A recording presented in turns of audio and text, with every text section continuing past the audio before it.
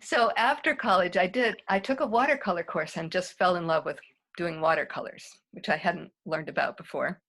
And so spent the next number of years mostly painting flowers. Flowers were my thing, landscapes, maybe some still lifes. And then when I had kids, sometimes I painted them. Also, my dear husband, Dave, got me Prismacolors. They're very soft colored pencils that you can layer and make these brilliant colors. And so that was a revelation in drawing. So the heron on the left is a Prismacolor drawing on black. I also realized that if you drew on black, the image could pop out better. And I also got more into collage. This was probably in the 80s. And maybe about 35 years ago, a friend of mine took a Delta Ed course in Ukrainian egg decorating. And she was so excited by it that she invited a few friends over to learn. And I got so excited by it that I bought all the dyes and the little tools, and I've been making dyeing eggs ever since. And for a while I used the traditional designs, but then I branched out with my own. Over the years, I've done a few art benefit events, and one of my favorite was what was called the charity auction. And this was the Unitarian Universalist Church in Brunswick. The members got all these old chairs and stripped off the old paint and varnish and gave them to artists to do what they would. And the money raised, I think, went to the Oasis Health Clinic. And so this is what I did with my chair. Then over the years, I'd kind of done a lot of black and white illustrations for maybe little booklets of poetry and stuff. And a few years ago, my friend Dwight Wilson, who's a writer and poet, started writing Psalms, and he asked me to illustrate a book of Psalms that was going to be published, and this was going to be in color. So these are a couple of the illustrations from that. Then probably around 2014, I was feeling really depressed about, it seemed like our country was getting more negative, that people felt more free to disrespect each other, to express negative opinions, hateful things. So I was thinking about, well, what can I do to make the world a more positive place? And I decided to make prayer flags based on the idea of the Tibetan prayer flags, where they send prayers into the wind. And my thought was that if someone looked at these flags or the wind blew them, that they would send positive energy into the world. I've also collaborated with poets a few times. Stephen Petrov, who's an incredible artist and poet, did a show with me, and this is a drawing I did based on one of his poems. And we did a show together at Curtis where we showed our artwork, but we also wrote poems for the show. And so I wanted to share one of the poems I wrote for the show. It's called Birds in My Studio. They fly in through the window and wing in by the door. Sometimes I start to wonder, can there fit in any more? They warble and they sing, mimic, caw, and trill. Sweet or squawking songs, they all give me a thrill. Some come just to visit, others stay and stay. They make me work much harder, then turn the work to play. I'm grateful for these birds who've moved to my studio and become my sweet, sweet muses as I readied for this show. And over the years, I work in different mediums, and sometimes I'll work in one medium for a month or weeks or years. And for a while, I was really into collage, and especially because I loved incorporating things from the natural world, like the ginkgo leaves that you see in this one. And this one was inspired by, I found a dead Luna moth outside and brought it into my studio and did a lot of drawings of it. And here, over the years, birds gradually replaced flowers as my inspiration. So a lot of my work centers around birds now. And here there's more ginkgo leaves. And here's a collage with a lot of feathers, because I love collecting feathers and using them. Whenever we go on a little trip or a hike, I take a sketchbook along with me and some colored pencils. And I try to do just a quick sketch on site, and then maybe later in the day, in the evening, I might fill it in a little more and write about what we did. This was on a ski trip with, oh, Josie, who's on screen now, and Duncan, and up at we're skating below the Bigelows. This is the Bigelows. And this was a recent hike when we were up in Lincolnville. I was walking around Maguntacook Lake. If we go on a longer trip, I take a little watercolor pad and set. And this was a trip Dave and I took to Ireland and Scotland a few years ago. And there are a lot of sheep there. And I did some watercolor sketches with people in them. And then when we got back home, I used some of the sketches from my sketchbook and the watercolors to create the print you see. I took a class with Rebecca Goodale to learn how to make like tunnel books and accordion books and pop-up books. That was really fun. And this is a couple of the tunnel books that I've made since then. I'm currently in a group, art group with Tasha Kempers-Cullen, who's an incredible fabric artist. And she taught me a lot about printing and painting on fabric. And so these are a couple of fabric collages done after working with her. Sometimes I've used my art to try to express something I saw in a dream or a vision or part of my spiritual journey. And these are a couple drawings I did after my mom died. And it was just before she died, and I had this amazing sensation that this large being entered the room and very gently swooped her up and carried her away. And this is cutting out my latest block print. This was going to be a fairly simple print, and you could see it in the room behind me, printed. It was going to be black, and then I was going to sponge in the sky for a background. Some of the prints I do are more complicated though. Like I wanted to do a hooded merganser male with this crest up, and then I wanted to do another block with the pair, and the male would have his crest down because the upper crest is territorial display. So I was figuring out the composition and the colors. And in this block, I was going to ink it with two different colors, the blue for sky and sea and black on the bird.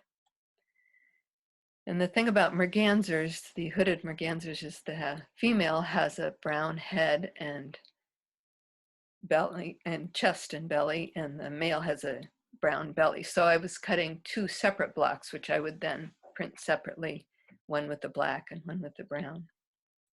And here I partly printed them, sponged in the green background to make a little landmass. And here's the final piece with the brown printed. Then this is what's called a reduction print. I use soft linoleum block. And a reduction print is when you cut out what you want to stay white, and then you print the lightest color, in this case yellow. And then you cut out what you want to stay yellow, and then you printed a little darker print, which would have been the green and then the orange. And you keep cutting away after you get the part that you want to stay that color until finally your last color, which in this case was black. And by that time, there's not much left of the block. It's pretty chopped up. And when I print my prayer flags, sometimes like with the top ones, I just print the design right on white. Other times with the bottom ones, you could see I wanted to add some grass behind the flowers and the leaves, or a little bit of sky. And then I added in the flowers. They were all separate blocks, and the centers of the flowers were separate blocks also. Here's just a picture of some of my backgrounds that I painted for flags and banners. And then here you can see, after I paint a background, for a banner, I'll hang it up in my studio on a line and think about the images that I want to print on it. And then on the right, you can see I finally decided what I wanted to print, and those are the completed ones.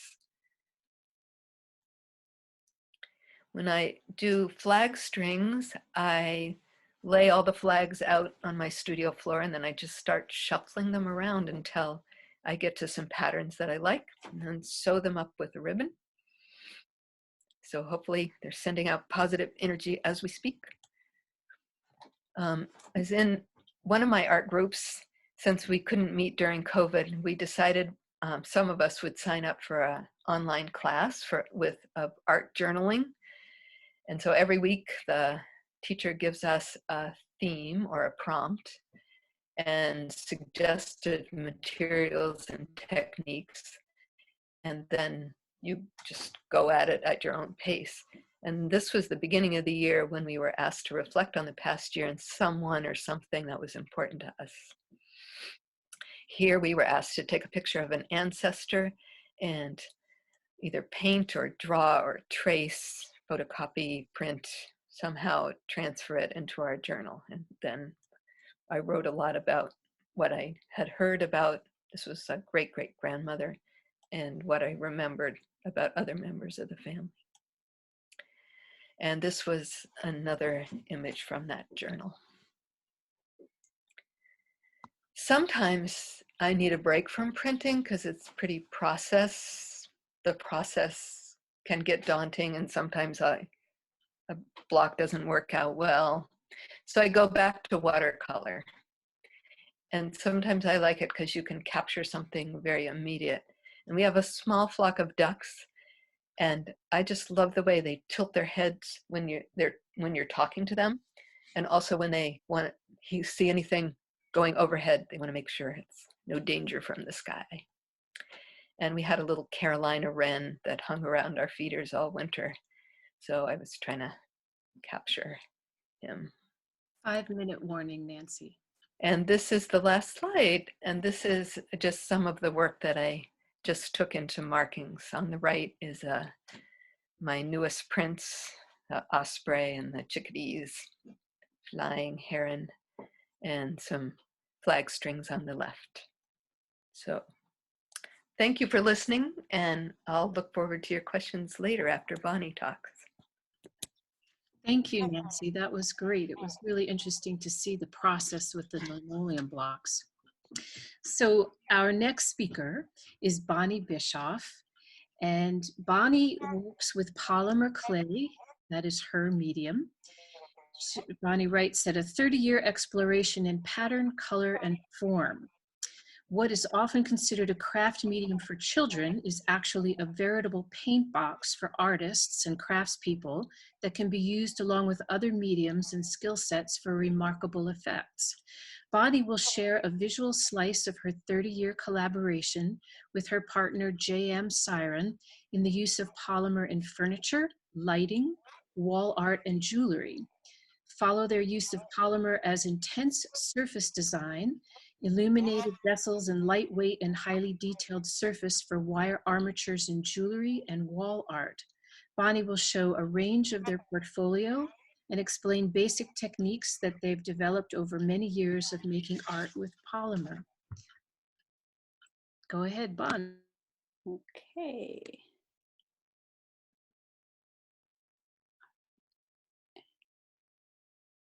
Let's see. All right, here we go. So does that look good, everybody? Got it? All right. So hi, thanks for coming and listening to both of us here.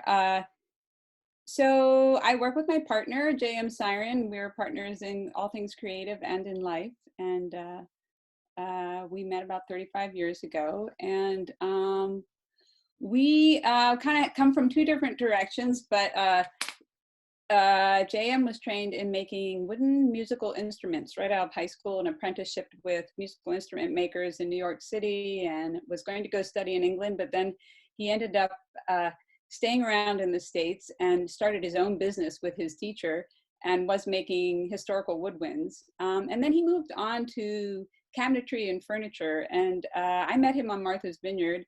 I was just out of Oberlin College, and I was working on a farm and doing carpentry, and we just really connected, and we have always been makers together. It was what we started talking about right from the start. I studied environmental studies and studio art at Oberlin, and actually, interesting enough, Nancy, I did a lot of woodblock printing. That was that and building in the theater. And so when we started making some furniture together, I wanted to, oops, I'm gonna do this one more minute. I wanted to carve on the furniture because I like my wood blocks better than I liked actually the printing process, because I'm a sloppy printmaker. So that's how we started. But what I'm going to start is show you what we do with polymer clay. Well, this is polymer clay. If you've never seen it before, you can get it at Joann's Fabrics. It's a plastic malleable clay that is made from a plastic powder and pigments. And when you fire it, and I say fire, it's quite a gentle temperature. It's only 265 degrees, but it's a plastic, so you can't put it at high temperatures. But what happens is it's very malleable, as you can see there. But once it's fired, it turns into a PVC. And there are remarkable things you can do with it. And I'm going to show you a little bit of that. So there it's built into a cane, which is like millefiori work in glass. So it's borrowed techniques from all the polymer clay sort of medium is relatively new, only 30 years, 35 years, I guess, maybe even 40 years now. But this is stacked layers of colored clay that are squeezed down and reduced. And if you've ever seen a bead glass bead that's made of lots of flowers, this is the technique where you stack or layer glass and stretch it really thin and take cross-section slices. So I'm going to show you a little more about that. So here you can see some canes that I've built. This was for, we started out using it in furniture, oddly enough. And I was teaching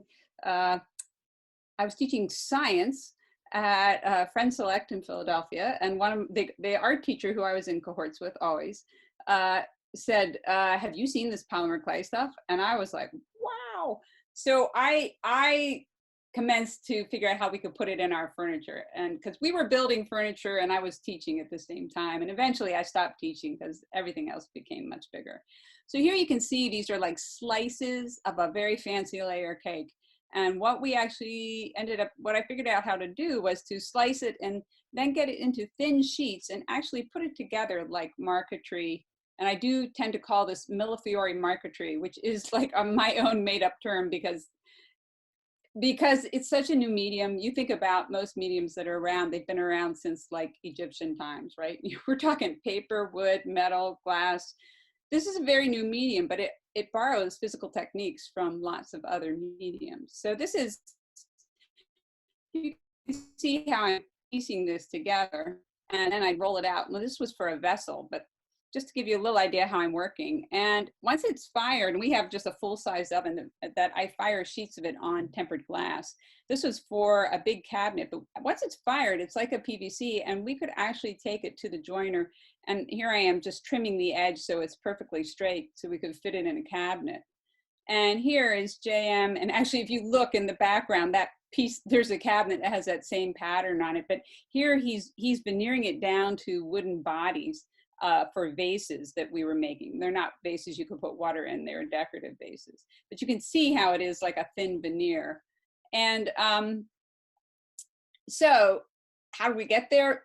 Well, we had started, this was some of my carving that we did originally back in the day. And I really love vectors, natural, sort of like the vectors. I was a kayaker and, you know, I always think about movement in liquids and in the air. So I a lot of that patterning and things like historical geology. So I'm always art and science in my head. I'm always looking at both these things. So you can see that in some of the carving. And here are some of the bigger pieces that we did together. And so when the clay came in, we started out, I thought, well, why don't I make tiles? And I was looking at very close-up pictures of oolitic sandstone and these great patterns. I thought, I'm going to make these really interesting sort of terrazzo-like tiles to inlay into our furniture. And it really just completely took off from there because basically at the end of the day, a plastic tabletop is a lot more forgiving than one that has a lacquer, you know, a nitrocellulose lacquer, which is going to leave rings. So it ends up they were pretty nice for tables and things. Because they could take a little bit of moisture. And here's a little close-up of that. And there's a lot of organic patterning that can be done with polymer clay. And it really looks much more organic than it is, but it really responds to all the things that happen to soap bubbles. It's very fractally. You can reduce it again and again till you can't even see the pattern when you take the slice out of it. And we started inlaying little dots in these end tables and coffee tables that we made. And by this time we had 2 kids and I stopped teaching. And I said, oh, let's just do the furniture full time. And I had a studio at home and we still were doing custom woodworking as well. But we've done lots of different craft shows like the American Crafts Council shows and Philadelphia Museum of Art craft show and Smithsonian craft show eventually. So we've done a lot of shows over the years and we really got into doing things like tables. They're a nice sort of entry point for people who are interested in buying one-of-a-kind studio made furniture. Then I started to play a little bit more with the idea that the bottom veneer is actually quite stretched out on this. So I started working a little thinner and I got the idea because if you know the ceramicist Peter Volkus, his daughter Pierre Volkus started to work with polymer clay, and she actually worked with her husband too, and they were veneering boxes. And I was like, okay, I've been using it like tiles, but actually, yes, it's a veneer. And we started using our veneer press to glue it down because it's this thin, flexible plastic. I mean, it might as well have been, Formica, you know what I mean? It's plastic, you can file the edges. So this is a wooden body that is covered by veneers of polymer. The really cool thing with the polymer clay, as you can see here, it gets the pearlescent varieties of polymer. And I must say you can mix all the colors like an artist's palette, but there's also pearlescent polymer clays, and they have a flake pearlescence. And since it's built and sliced into cross section, you actually get this like chatoyance that you get from, which is like the directional sheen that you see with wood and wood grain. And it's a really interesting combination with a figured wood. So the bottom, the more I stretched out the veneers, the more some of that became evident. So that was a really interesting idea. So we played with lamps for a while, and that's kind of like a life size, I guess that's a trout. And I was making the lampshades and doing a little block printing on them. And the trout has a wire armature, and then actually you can put this clay fires at 265 degrees. So it actually is a wire armature with a aluminum foil squeezed over it. I got really good at sculpting aluminum foil. And then I had armatures inside the fins, but there's several layers. There's translucent polymers, there's silver leaf in there. You can get all these really interesting effects that really mimic, animal skins and flowers and leaves and things.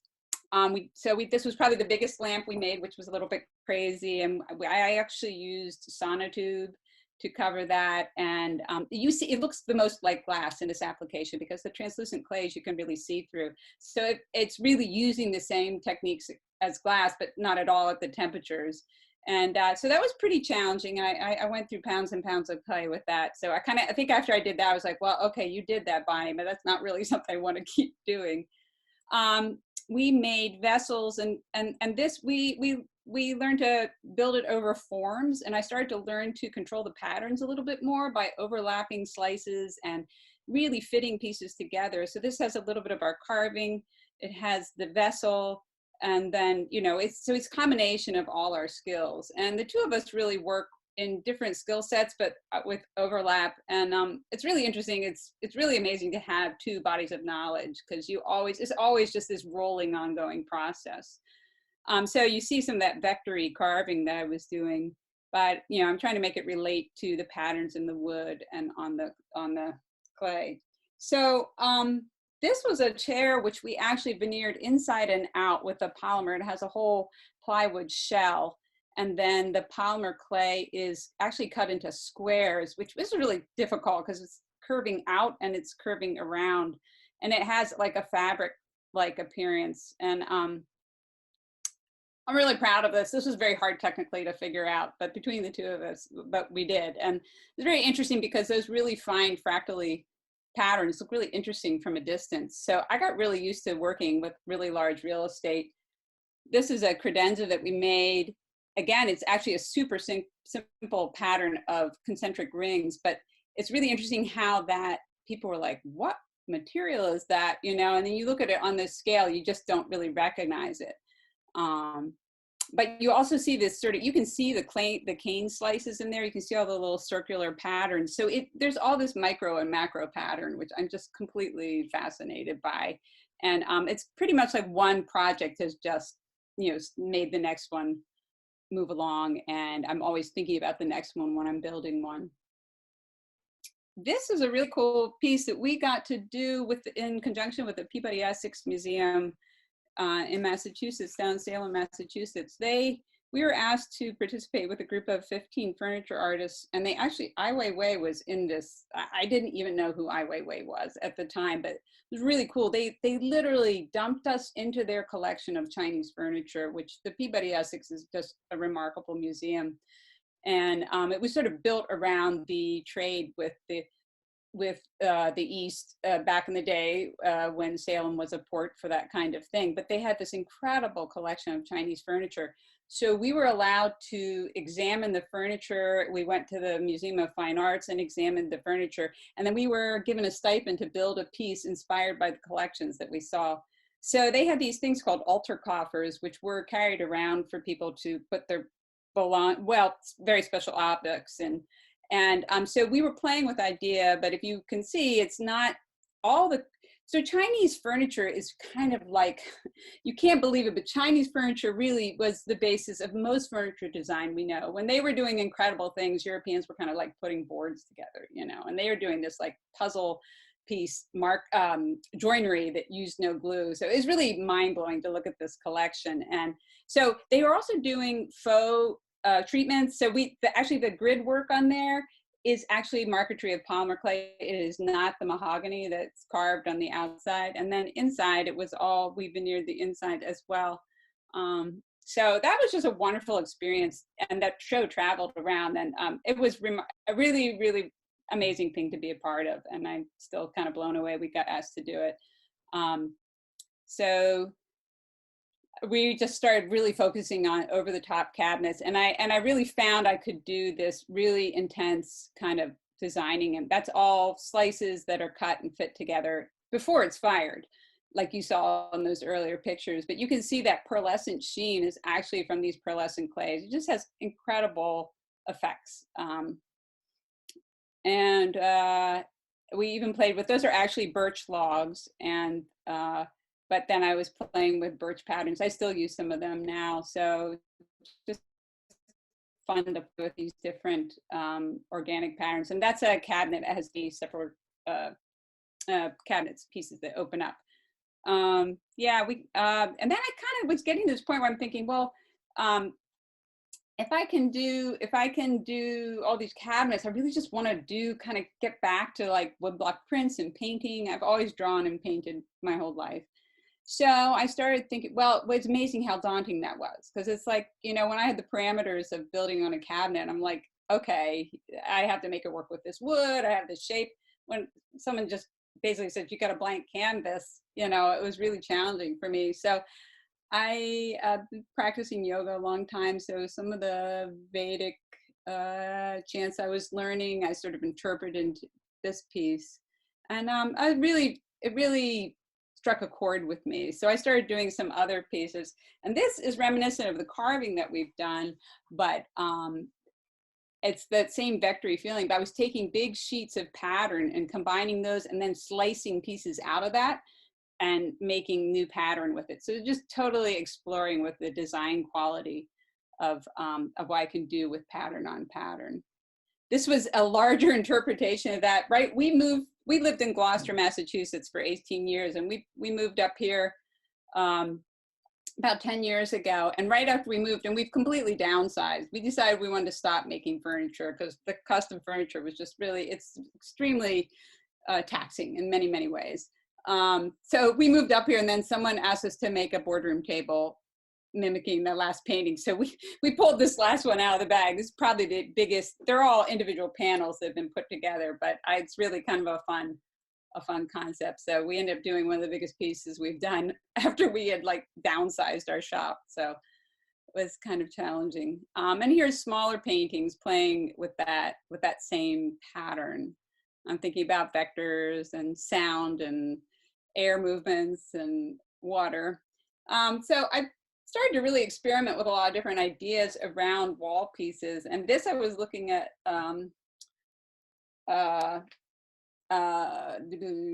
Celtic compass work, where they are making designs with circles, and this is metal work from a very long time ago. So I have all these nesting culinary cutters, basically big circle cutters that just get smaller and smaller, and I have things that go down to a 32nd of an inch almost. So I took this idea and just started playing with cutting and switching colors. So this whole thing started out like a big yin yang sign, and I had put all those colors together in marquetry, but then I started cutting and moving pieces here that are almost mirror shaped. So I just love the idea of being able to play with this and see what happens, and the difference between the colors and how they interact and what's high contrast and low contrast.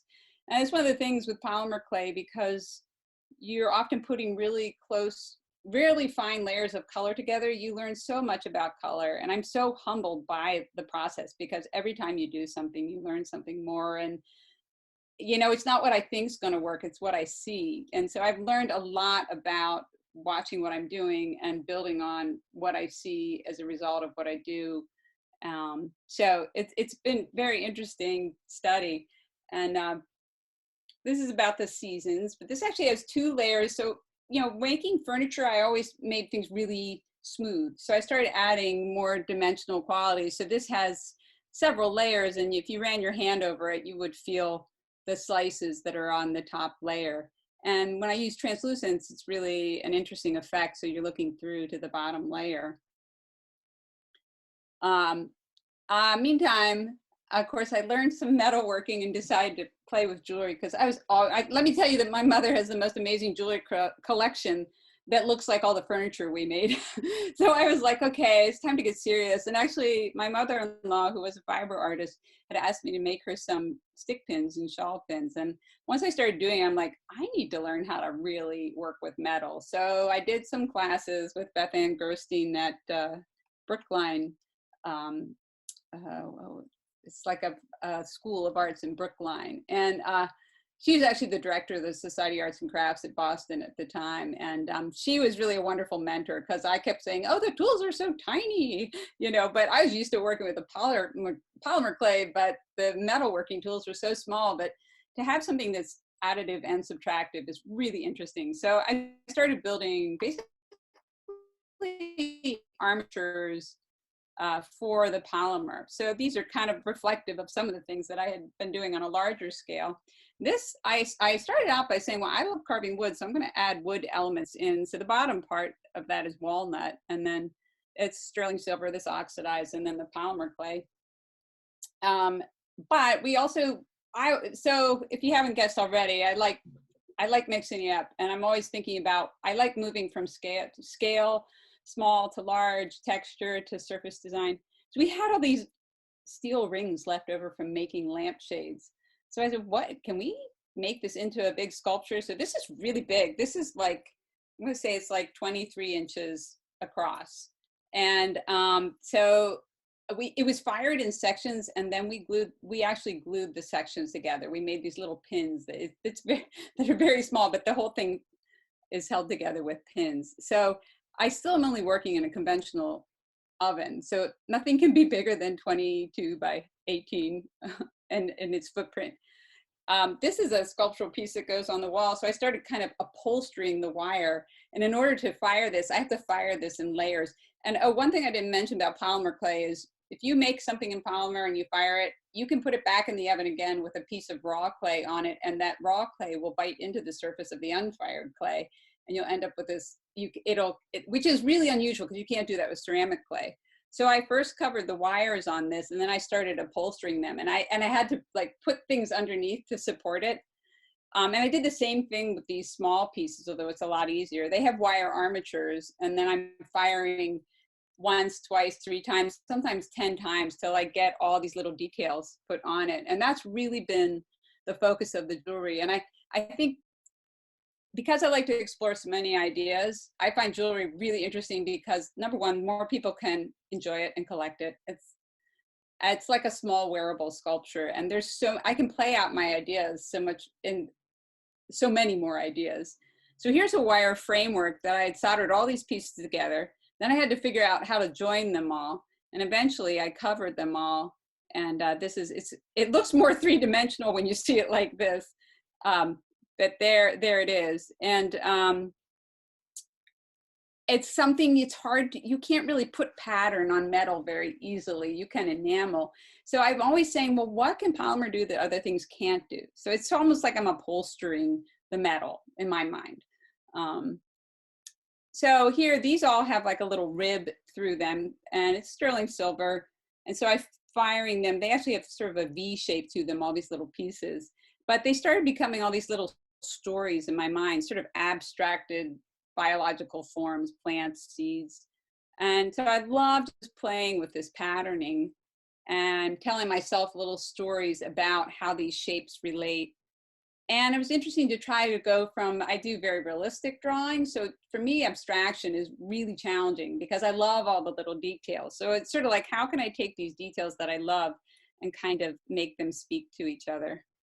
I also discovered this multi-strand stainless steel wire that's kind of like guitar string. And that also can be fired into the polymer clay. It does not mind being in the oven. So there's just I just have continued to develop a language with oxidizing the metal. Sometimes we put a little paint on it.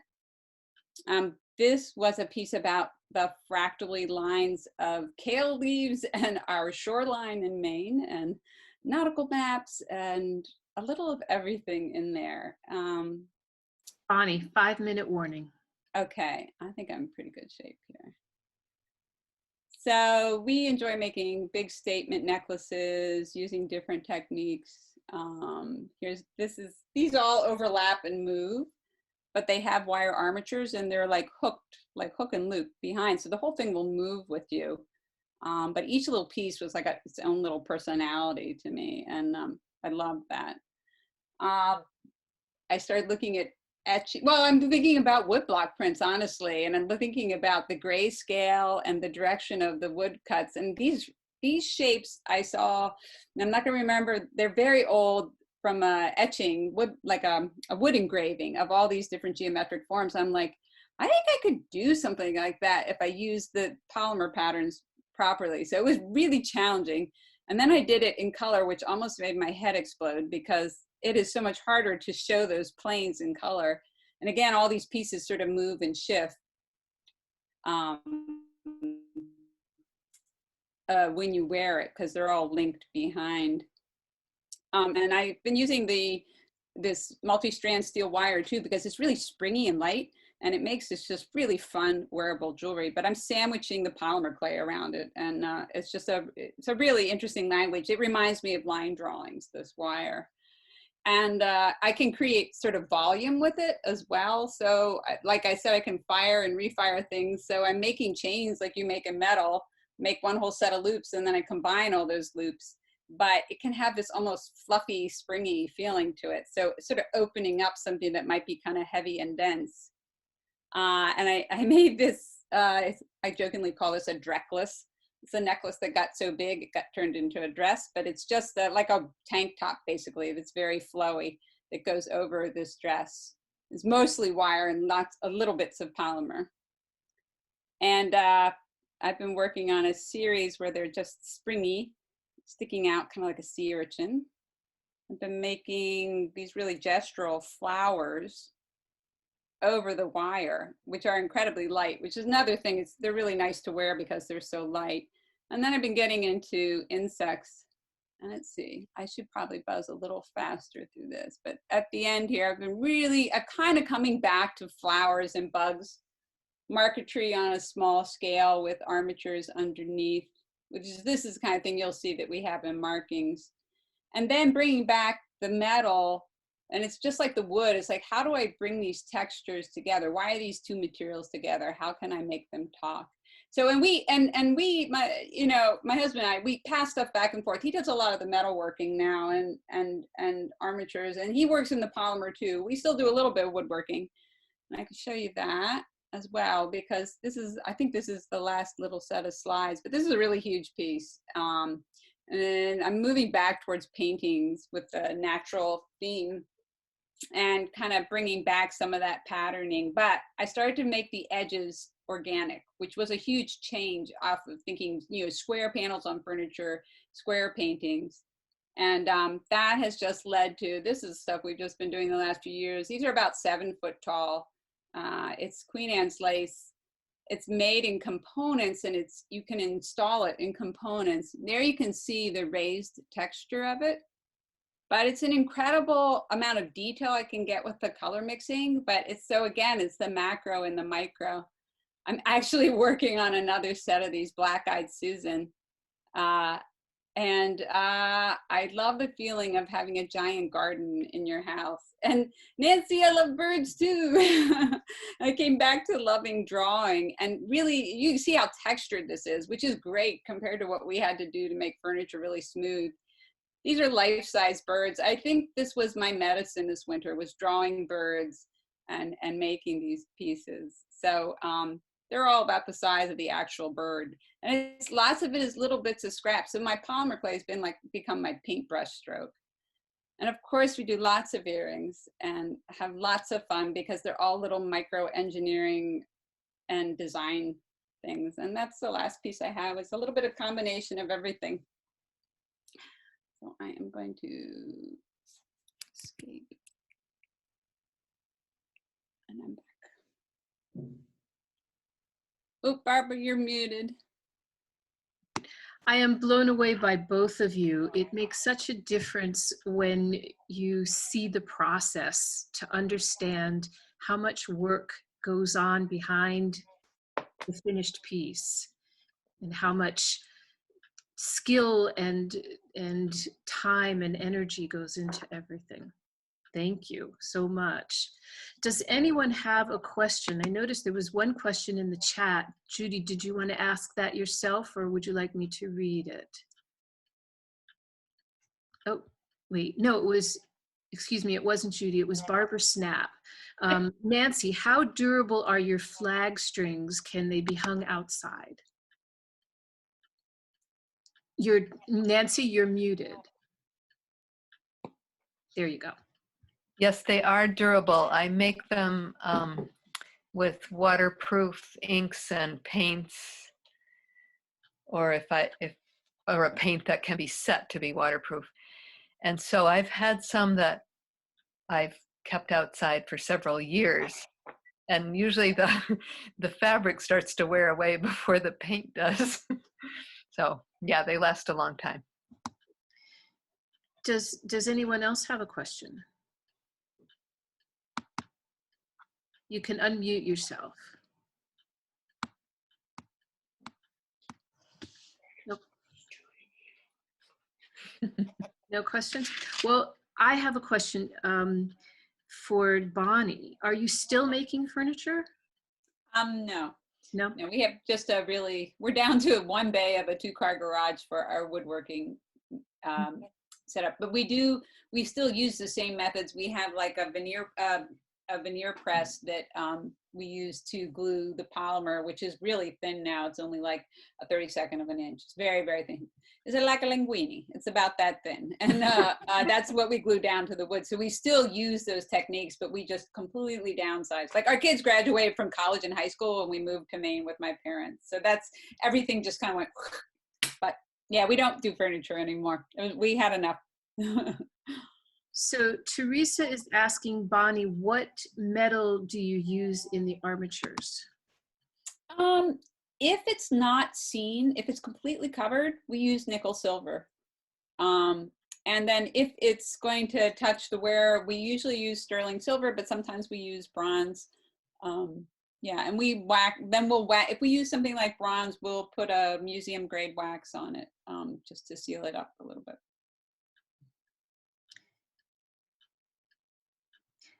Oh, here's another question. Again from Teresa. Do you make smaller wall art pieces? What size range do you work in? Well, the smallest is like right up here. I have a goldfinch. So the smallest we're making is about this right now. So yeah. And then the biggest we had was, you know, that big flower painting. We do some really big ones. So we're kind of stretching. We're now kind of downsizing some of the wall pieces too. And it also just, even the flowers now are in components, you know, because they don't have to be some big extended thing. We actually been using rare earth magnets to attach them to the wall, which is amazing, just totally cool. And you can stick different pieces on the wall, and it's really easy to work with. So we're trying not to make our life so hard.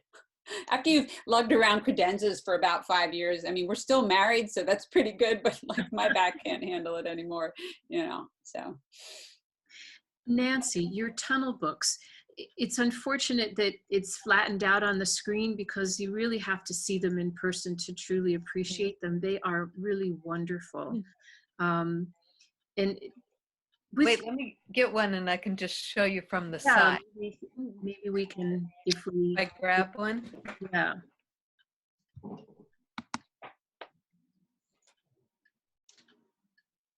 And Teresa's asking about your oven, Bonnie. You said it was a kitchen oven, right? Yeah, we shared a shop in Gloucester with an architect, and so it was sort of like a design build shop, and I had my polymer studio there, and he just had cleared out somebody's kitchen, and it's an old hot point oven, and it is just a workhorse. So it's just a full-size oven. We have a room dedicated to it. It used to be like the washer dryer room, and it's vented. But yeah, we just use a full-size oven. You know. So Nancy, let's see that. Oh, so yeah, if I show you from like the side, so these, sometimes they can flip, sometimes it's totally like flat, and sometimes I'll have things that are coming out from middle folds. This one doesn't happen to, but so from the front it's like this. But then you can Those see are the great. side. Okay. How heavy is the paper that you're using? Well, you have to use pretty heavy paper or it just buckles. Like watercolor paper, that heavy? Yeah, so this is probably, and actually I've doubled up some of the paper, so maybe 140-pound paper, and then sometimes I'll do a double layer for, especially for the back, or even heavier paper, 200-pound for the back. And then you were talking about, well, you do the reductive, but then also, and you do the sponging, but on the blocks, do you sometimes put more than one color on a block at a time? Or do you just do one color, print it, and then another color, and then line it up and print that? No, so like if you can remember the merganser block with just the one, I actually inked, I have some small roller sprayers, so I inked the blue on with a small sprayer, and I inked the black on the bird with a small sprayer, and just printed it at the same time. But then the brown was a different block. Ah, okay, Yeah. thank you. And Josie is asking, she's saying how this is very interesting. She's enjoying this. And she says, when you start a project, and this is to both of you, do you know the end result or do you create as you go along? I would say both. Sometimes I think I know what it's going to be, but it just goes in a different direction because that's where it needs to go. And sometimes it does come out like I thought it was gonna. So, but with printmaking, it's pretty, it's hard to predict always exactly how things are gonna work. Sorry for the phone. And Bonnie, same question to you. Do you know the end result or is it as you go along? And you're muted, Bonnie. Bonnie, you're muted. Are you having, there you go. Go ahead. Thank you. Sorry, somehow I got muted. Let's see. We draw, and most things have a drawing stage between the two of us. But if it's something we've done before, we have a pretty good idea about process. We talk about process night and day, every day of our lives together. But things we definitely, some of the engineering of things, when we try something new, we're really understanding it as it goes. Things tend to look like the drawings that we do, but there are a lot of details that get worked out along the way. But certainly, I would say with furniture, it looked the very most like what we started out with. The smaller pieces can go in different directions, but you know, furniture, you kind of have to know the outer edges before you go to the inside. So it's a totally different mode of planning. And I think that's the freedom we enjoy with the jewelry and the wall pieces. There's a lot more wiggle room. I think that this was a great talk. I've really enjoyed this. Does anyone else have any questions? No? Well, thank you all for coming and listening. Thank you. And I hope that we'll see you in the gallery. And thank you, Nancy and Bonnie, for taking the time to put these talks together. And Emma, thank you so much, Talks from Library, for hosting us and bringing these folks to us and us to them. So, can I just say thank you, Barbara, for all of the hard work? Yeah. Yes. Well, that you've done organising this, and thank you to Nancy and Bonnie for such an interesting talk, and thank you to everybody who joined us tonight. Thank you.